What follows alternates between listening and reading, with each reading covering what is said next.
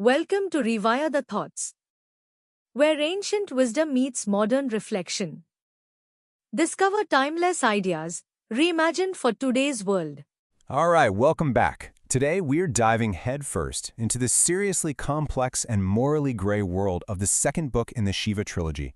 We're going to break down how a hero's simple quest for justice can get turned completely on its head, revealing some unbelievable truths. So, let's get into it and unravel the secret of the Nagas.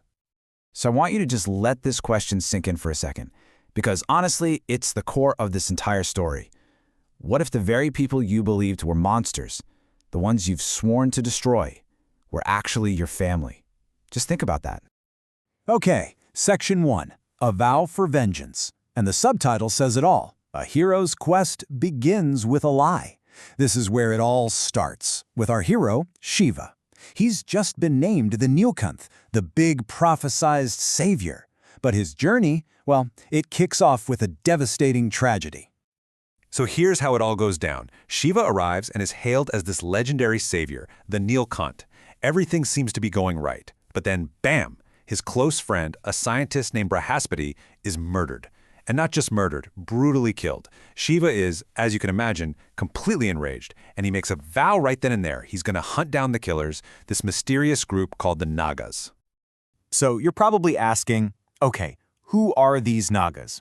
Well, the story Shiva gets is pretty straightforward. He's told they're this cursed, deformed race, total outcasts. They're basically painted as these pure evil monsters. So right from the get-go, they're set up as the clear villains, the obvious target for all of Shiva's anger and his quest for revenge. Right. So now we get to the part where the cracks start to show. As Shiva sets off on his hunt, chasing these supposed monsters all over the country, that simple black and white story he was fed, it starts to unravel. He begins to realize that this world is not at all about good versus evil. It's way, way more complicated than that. And this is where things get really interesting. This is the moment Shiva's whole worldview just shatters. In Meluha, everyone calls him the savior, the guy who's going to wipe out evil. But then he gets to the land of the Chandravanshis, and get this, they see him as the destroyer. Yeah, the one who's prophesied to bring about massive, maybe even terrible change. Two totally opposite prophecies about the same guy. So what do you even do with that kind of information? I mean, if you have two powerful sides and both are absolutely convinced that they're right, who actually has the truth? It throws everything into question for Shiva, and for us too. You start to see that maybe, just maybe, everyone is being played here. Now, while Shiva's out there having his entire worldview blown up, his wife, Sati, is going through her own intense struggle. And her story, this forbidden compassion she has, is absolutely crucial to figuring out what's really going on. It's a whole other piece of the puzzle. See, Sati is what's known as a Vikarma. Basically, society has branded her an untouchable, someone tainted by sins from a past life. She faces constant rejection. But here's the thing about Sati. She doesn't care. She completely defies the law and adopts a Naga child that was left abandoned. This single act of compassion is a massive hint, a clue that her connection to the Nagas is way more personal than anyone knows. Okay, so Shiva's hunt eventually takes him to a place called Branga. It's this awful plague-ridden land, and it's here, in this desperate place, that the Nagas finally appear. The villains of the story are finally out in the open. But they're not there to cause more chaos, just the opposite. They're actually bringing healing. They're giving medicine to the sick people of Branja. This one act just completely destroys the image of them as these evil, mindless killers. Suddenly, she was looking at them and thinking, maybe they're not the monsters. Maybe there's something else entirely. And this all leads to the big one, the Naga revelation. The hunt for monsters is about to lead Shiva straight to a mirror.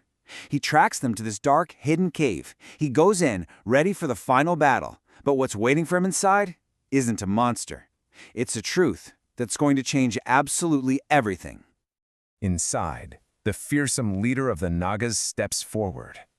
And it's revealed to be Ganesh, Sati's son, the baby she was forced to abandon because of his physical deformities. The monster Shiva has spent all this time hunting. The person he swore to kill is his own stepson. And just when you think it can't get any more shocking, another key Naga steps out of the shadows. And it's Kali, Saki's twin sister, also cast out, also left for dead because she was considered cursed. The so-called monsters are literally Sahi's own flesh and blood. So let's just put this all together. The truth of the Nagas is this. Ganesh is Sati's abandoned son, Kali is her exiled twin sister. The monsters that Shiva has been hunting this whole time are his family. They were never evil, not for a second. They were just victims of fear and prejudice. This brings us to the real enemy, because vengeance is blind, right? But the truth opens your eyes. This revelation just completely flips the script. Shiva's entire quest, his vow for vengeance, was built on a total lie. And now he has to face a much harder question. If the Nagas aren't evil, then who is? The world that Shiva thought he knew, the one that seemed so simple, it's just completely crumbled. Everything the so-called righteous leaders of Meluha told him was a lie. That easy black and white world of good guys and bad guys is gone. All that's left are messy, complicated, and painful truths. And that brings us to the heart of it, the real takeaway here. The quote says it all. The true evil lies not in people, but in the lies and corruption poisoning the land. The Nagas were never the enemy. The Chandravanshis weren't the enemy. The true evil, the real villain of the story, is the system itself. It's the lies, the corruption, the prejudice that poisons society and pits people against each other. And it really makes you wonder, doesn't it? How often, even in our own world, do we mistake the victims of a broken system for the villains? Thanks for watching. Let's pause for a minute and rewire the thoughts one by one with more such videos.